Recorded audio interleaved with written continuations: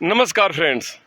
आज खेल खिलाड़ी और भारत इस कार्यक्रम में हमारे मनोज यादव जो रणजी प्लेयर रहे हैं, रणजी खेल में अपने दबदबा को बरकरार रखे हैं और इन्होंने कई एक ऐसे रिवार्ड जीते हैं कि जो हमारे भारत के नाम को और हमारे पूरे झारखंड के नाम को गौरव प्रदान करती है। मनोज जी को हाल फिलहाल में एक बहुत बड़ी अवार्ड मिली और ये अवार्ड सिर्फ इनको ही नहीं मिली, पूरे झारखंड के खिलाड़ियों को भी मिला और पूरे देश के युवाओं को मिला, क्योंकि इन्होंने उस अवार्ड को लेकर एक प्रेरणा का कारण बने उन युवाओं में खेल और खेल को पूरी दुनिया में एक बेहतर प्लेटफॉर्म पे पहुंचाने के लिए। तो मनोज जी, सबसे पहले तो आपको बधाई, क्योंकि आपने एक lifetime achievement Jaipal Singh Munda award लिया है आपने। और मुंडा जी की शख्सियत के बारे में क्या कहें, वो तो आप ही खुद बताएंगे, क्योंकि वो हमारे भारत रत्न रहे हैं। तो सबसे पहले जो आपको जो अवार्ड मिला, जयपाल सिंह मुंडा अवार्ड मिला, उससे क्या फील कर रहे हैं आप? कितनी आप खुशी, क्योंकि आप जैसे खिलाड़ियों का सम्मान देश का सम्मान है, क्या कहेंगे? देखिए, इस तरह से कभी भी कोई सम्मान अगर मिलता है और विशेषकर जयपाल सिंह मुंडा जी की एक आदमकद एक मूर्ति के द्वारा जब आप सम्मानित होते हैं, रामाश्वरी उरांव जो वित्त मंत्री हमारे झारखंड के, उनके हाथों से इतने बड़े मंच पर, तो जो कार्य करने की जो आपकी इच्छा शक्ति होती है वो और प्रबल होती है और एक नई उम्मीद आपके अंदर जगती है। तो किसी भी कला संस्कृति खेल कूद के क्षेत्र में कोई भी व्यक्ति समाज में अलग अलग क्षेत्रों में हर कोई कार्य कर रहा है, हर कोई संघर्ष कर रहा है, और वैसे में जब आपको इस तरह से रिकॉग्नाइज किया जाता है तो डेफिनेटली आपका आत्मबल बहुत मजबूत होता है। आप अकेले फिर से निकल पड़ते हैं आगे काम करने के लिए। तो ये तो डेफिनेटली मेरे साथ ही नहीं हर किसी के साथ होता है। और साथ ही साथ मेरा एक और चीज़ मानना है कि मैंने जो भी मुझे सम्मान मिला, ये सम्मान मेरे अकेले का नहीं है। मेरे साथ जितने खिलाड़ी आज तक खेले होंगे, मेरे साथ जितने भी मेरे दोस्त यार जिन्होंने भी मेरा साथ दिया है, जिन्होंने एक बार भी मुझे अच्छा बोला है, उन सबों का सम्मान है, क्योंकि उसके बिना ये संभव नहीं है। ये अकेले का सम्मान तो हो नहीं सकता। आप अकेले जाकर उसको रिसीव जरूर करते हैं, लेकिन एक्चुअल में अगर आप देखें तो समाज में जब से पढ़ाई मैंने करना शुरू किया और आज तक मैं अपनी ज़िंदगी में जहाँ तक पहुँचा हूँ, जो भी मेरे बगल में खड़ा हुआ है हर कोई इस सम्मान का हकदार है और हर किसी को सम्मान मिला है, क्योंकि मेरे तमाम साथी आज महसूस करते हैं कि उनको भी सम्मानित किया गया है। तो ये सबसे बड़ा गर्व का फीलिंग देता है और जो मुझे लगता है कि सिर्फ मेरे नहीं, मेरे साथ तमाम खिलाड़ी, तमाम मेरे शुभचिंतक सभी कोई सम्मानित हुए हैं।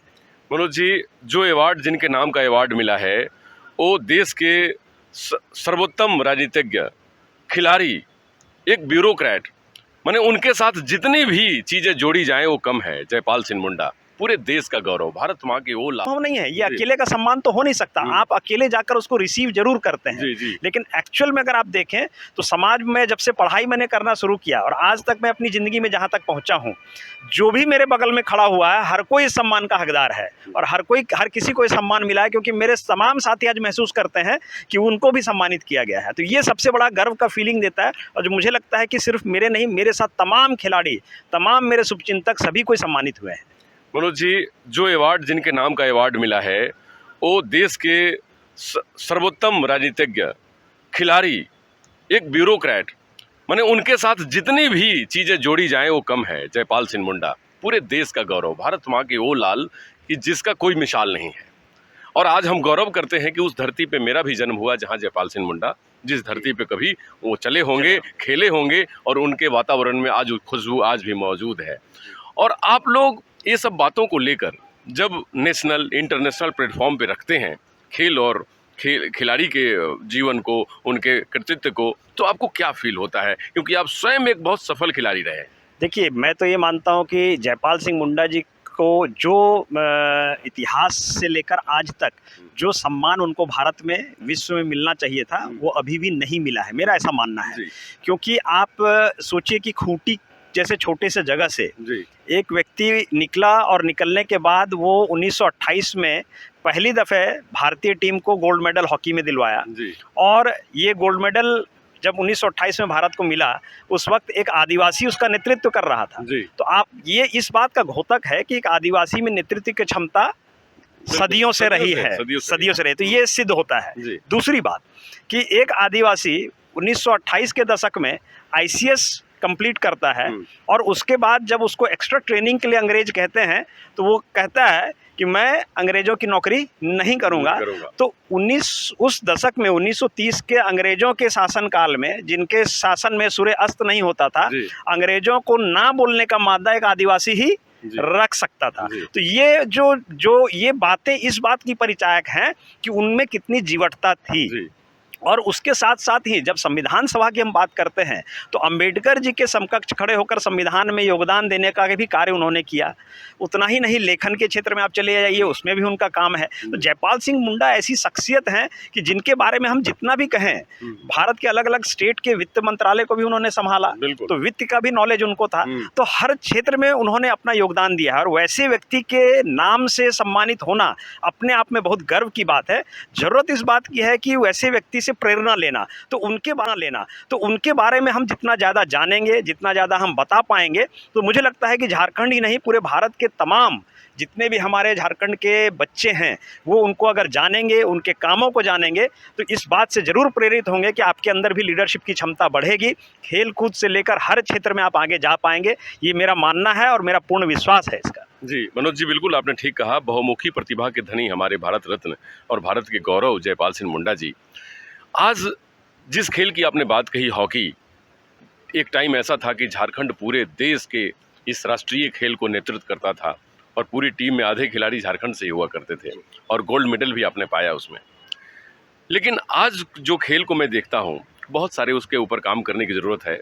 और एक खुशखबरी भी है कि उड़ीसा जैसे स्टेट ने किसी खेल को स्पॉन्सरशिप किया है, वो हॉकी है। और वहाँ पर वर्ल्ड क्रिकेट टूर्नामेंट जो खेली जा रही है वो भी वुमेन्स, महिलाओं की, तो उसमें भागीदारी आपके झारखंड की है, हमारे झारखंड की है। तो क्या कहेंगे हॉकी के भविष्य को लेकर, क्योंकि आप उससे बहुत जुड़े हुए हैं? देखिए, हॉकी ही नहीं, आप जितने भी ऐसे खेल जो कि ओलंपिक्स में हैं, इस खेल को अगर आप बहुत गौर से देखेंगे तो एक विडंबना क्या है कि ओलंपिक का संचालन जो कमेटी करती है वो खेल में समय समय पर नियम में परिवर्तन करती है, और ये हर खेल में नियम में परिवर्तन होता है। आज क्रिकेट में भी आपने देखा होगा कि बहुत से नियम में परिवर्तन हो गए, खेल बदल गया। तो उसी तरह से हॉकी में भी और अन्य खेलों में भी जो नियम में परिवर्तन होता है ओलंपिक के द्वारा, तो उससे खेल का पूरा चीज बदल जाता है। खेलने का सरफेस बदल जाता है, हॉकी स्टिक से लेकर, बॉल से लेकर, नियम से लेकर हर चीजें बदल जाती हैं। भारत में हमारे साथ प्रॉब्लम क्या है कि हमारे जैसे झारखंड जैसे छोटे राज्यों में यहाँ पर वित्तीय समस्या के अलावा अन्य चीज़ों की अगर दिक्कतें आप देखेंगे, इंफ्रास्ट्रक्चर समस्या से, तो जब तक कि इंटरनेशनल रूल्स को हम समझ पाते हैं तब तक पता चलता है कि 2 ओलंपिक पार हो गया। तो हम बहुत पीछे रह जाते हैं। तो जरूरत इस बात की है कि हमारे बीच ऐसी व्यवस्था बने कि अंतर्राष्ट्रीय स्तर पर अगर कोई नियम कानून बदलते हैं, खेल की व्यवस्थाओं में, इंफ्रास्ट्रक्चर में कोई मूल बदलाव होता है, तो इमीडिएट जल्द से जल्द हमारे निचले स्तर तक यानी पंचायत स्तर तक उस व्यवस्था को हम भी पहुंचा दें, जिससे कि वहां जो बच्चे ट्रेनिंग कर रहे हैं वो पुराने कानून नियम के आधार पर ट्रेनिंग कर कर आगे नहीं आए। तो ये एक बड़ा कारण होता है कि ओलंपिक में या इंटरनेशनल लेवल पर हम कहीं पदक में पीछे रह जाते हैं, क्योंकि हम अप टू डेट नहीं है। उसके लिए इंफ्रास्ट्रक्चर की ज़रूरत बहुत ज़रूरी है कि हमारे यहाँ अच्छे इंफ्रास्ट्रक्चर हो। झारखंड में अगर आप देखेंगे हॉकी खिलाड़ियों की क्षमता में कहीं कमी नहीं है, हमने अच्छे हॉकी खिलाड़ी दिए हैं और अभी भी हम अच्छे हॉकी खिलाड़ी, फुटबॉल के खिलाड़ी हम प्रोड्यूस कर रहे हैं। महिलाएं और बेहतर कर रही हैं, हमारी झारखंड की आर्चरी में भी बेहतर कर रही हैं। लेकिन अभी भी अगर आप देखें एस्ट्रोटर्फ की अगर हम बात कर लें तो झारखंड में हॉकी में एस्ट्रोटर्फ होने की जरूरत है, तब आप खेल को बढ़ावा दे सकते हैं। उड़ीसा सरकार की जहां तक आपने बात की, तो मैं तो धन्यवाद दूंगा कि उड़ीसा सरकार ने हॉकी जैसे खेल को स्पॉन्सर्ड किया है और एक राज्य की ये दूरदर्शिता हो कि एक खेल को स्पॉन्सर कर रहा हो और लगातार दूसरा वर्ल्ड कप करा रहा हो, ये अपने आप में शुभकामना की बात है। और जितना भी धन्यवाद दिया जाए खिलाड़ी के तौर पर वो कम है, और मैं तो ये चाहूँगा कि इसमें हमारी महिला टीम चैंपियन हो और झारखंड की लड़कियां हमारे मान सम्मान को, हमारी पगड़ी को ऊंचा रखें, और यही शुभकामना हमारी रहेगी। देखिए, एक खेल की भावना है, एक ग्रेट प्लेयर की खेल की यही भावना है कि हमारे मान सम्मान को ऊंचे हमारे खिलाड़ी रखें। मनोज जी, इसमें खेल विभाग कीड़ा, मेरे ख्याल से कीड़ा भारती है, कीड़ा मोर्चा है, तो क्रीड़ा मोर्चा कि कार्यक्रम को आप संभालते हैं और उसमें आप बहुत सारी योजनाओं पे काम कर रहे होंगे। तो क्रीड़ा मोर्चा जो काम कर रही है जेएमएम की, झारखंड मुक्ति मोर्चा की जो विंग है खेल के ऊपर, उसमें क्या क्या नई योजनाओं के ऊपर आप काम कर रहे हैं? देखिए, क्रीड़ा मोर्चा में हम लोगों का पहला मुख्य फोकस तो ये रहता है कि जो भी गांव के छोटे-छोटे जगह हैं, जब पंचायत स्तर में, गांव स्तर पर अगर बच्चे अगर खेलते हैं, तो उनको जो भी छोटी सुविधा हम लोग प्रोवाइड कर पाएँ, जिससे कि खेल को पहले तो बढ़ावा मिले, ज़्यादा से ज़्यादा बच्चे खेल में आएँ। क्योंकि आज भी अगर आप देखें तो ऑर्गेनाइज़्ड खेल की अगर बात करें, तो एक बड़ा चिंता का विषय ये है कि पूरे भारत में अगर आप पूरे बच्चों की संख्या ले लें, हम कहते हैं कि भारत एक युवा देश है, तो युवा देश है, इसका मतलब कि हमारे देश में युवा बहुत ज़्यादा हैं और युवा को खेल से जुड़ना चाहिए। लेकिन ऑर्गेनाइज्ड खेल की अगर बात करें तो हमारे देश में 1% बच्चे भी ऑर्गेनाइज्ड खेल में नहीं है, अनऑर्गेनाइज्ड सेक्टर में खेल रहे हैं, जैसे मर्जी हुआ कुछ खेल लिए उस तरह से। तो हमारा प्रयास ये रहता है कि उन बच्चों को जो भी सुविधाएं हम अपने स्तर से प्रयास करा पहुंचा सकें वो पहुंचाएं, खेल के जो सामान जो वस्तुएं उन तक नहीं पहुंच पाती हैं वो पहुंचा पाएं।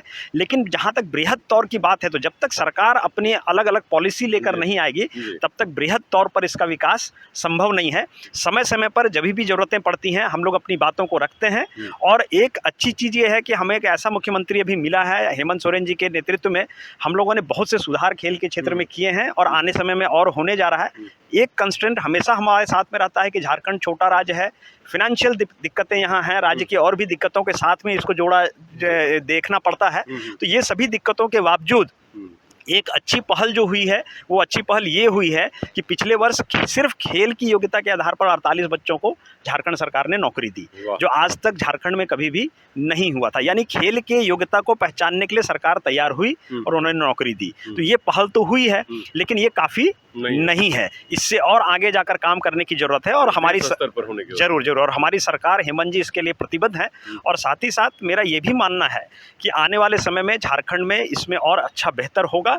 और हेमंत जी के नेतृत्व में जितने सुझाव आए हैं खेल के, मेरा एक सुझाव जरूर ये रहेगा कि नीति आयोग के जो नियम कानून है उसमें खेल को समाहित किया जाए, नीति आयोग से खेल को जोड़ा जाए, जिससे नीति आयोग के अलग अलग विभाग में जब नौकरी की बात आएगी, नियोजन में जब बात आएगी, तो नियोजन में खेल के बच्चे को स्वतः नौकरी प्राप्त हो, तो उनका मोटिवेशन रहेगा कि वो खेल में आगे जाएं, खेल में अच्छा करें। तो ये बहुत ज़रूरी है कि नियोजन नीति में खेल को जोड़ा जाए। साथ ही साथ मेरी एक और मांग भी रहेगी कि जयपाल सिंह मुंडा जी को भारत रत्न मिलना चाहिए। जी, वो तो हम लोगों के दिला जाए, नीति आयोग से खेल को जोड़ा जाए, जिससे नीति आयोग के अलग अलग विभाग में जब नौकरी की बात आएगी, नियोजन में जब बात आएगी, तो नियोजन में खेल के बच्चे को स्वतः नौकरी प्राप्त हो, तो उनका मोटिवेशन रहेगा कि वो खेल में आगे जाएं, खेल में अच्छा करें। तो ये बहुत ज़रूरी है कि नियोजन नीति में खेल को जोड़ा जाए। साथ ही साथ मेरी एक और मांग भी रहेगी कि जयपाल सिंह मुंडा जी को भारत रत्न मिलना चाहिए। जी, वो तो हम लोगों के दिलों पे राज करते हैं, हम लोगों ने तो उनको अपना भारत रत्न माना ही है। और भारत सरकार को अति शीघ्र, मैं तो ज़रूर कहूँगा कि जितना जल्द हो सके जयपाल सिंह मुंडा को भारत रत्न देना चाहिए। इंडिया टीवी ऑनलाइन हमेशा इस बात को तस्दीक करती है। दूसरी बात कि खेल अभी तक हमारी रीति रही है, रीत है हमारी खेल, हम बचपन से खेलते हैं और मज़े करते हैं। और अपने आप को, जैसे हमारे प्रधानमंत्री जी भी कहते हैं कि खेलेगा इंडिया तो बढ़ेगा इंडिया, बढ़ेगा इंडिया तो जीतेगा इंडिया, ये हमारे राज्य झारखंड कहती है, बढ़ेगा तो जीतेगा। दूसरी बात कि रीति जो रही है उसको नीति में, मनोज जी का कहना है कि इस रीत को नीति में बदलिए और नीति आयोग के प्लेटफॉर्म पे लेकर आइए, नियोजन नीति बनाइए, खिलाड़ी को इन्हांस करने की एक ऐसी व्यवस्था और प्लेटफॉर्म दीजिए जिससे वो खिलाड़ी राज्य की नहीं देश और दुनिया का नाम रोशन कर सके। मनोज जी, पूरे इंटायर भारतवर्ष के जो खिलाड़ी हैं लगभग 90% मनोज यादव को जानते हैं, खासकर क्रिकेटर्स और भी लोग।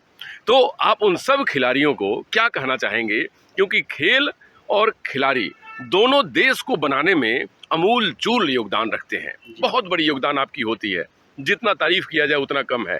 तो आप उन सब खिलाड़ियों को, सारे सेगमेंट के खिलाड़ियों को, सारे प्लेटफॉर्म के लोगों को क्या कहना चाहेंगे कि वो किस तरह लड़े, किस तरह जीते और किस तरह भारत के गौरव को बढ़ाए? देखिए, मैं तो यही कहूँगा कि जितने भी खिलाड़ी हैं और खेल के साथ जब भी हम खेल का बात करते हैं तो हम कला संस्कृति को कभी अलग नहीं कर सकते। खेल, कला, संस्कृति, डांस, ड्रामा, ये सभी एक ही पहलू हैं जो समाहित होते हैं एक जगह पर आकर। और ये जितना ज़्यादा इसको हम बढ़ाएंगे तो मुझे लगता है कि सभी खिलाड़ियों को, जिन्होंने जो भी सम्मान प्राप्त किया है खेल के द्वारा, जिन्होंने जो भी रोजगार प्राप्त किया है खेल के द्वारा, उन्होंने जो भी पाया है वो खेल को लौटाएं।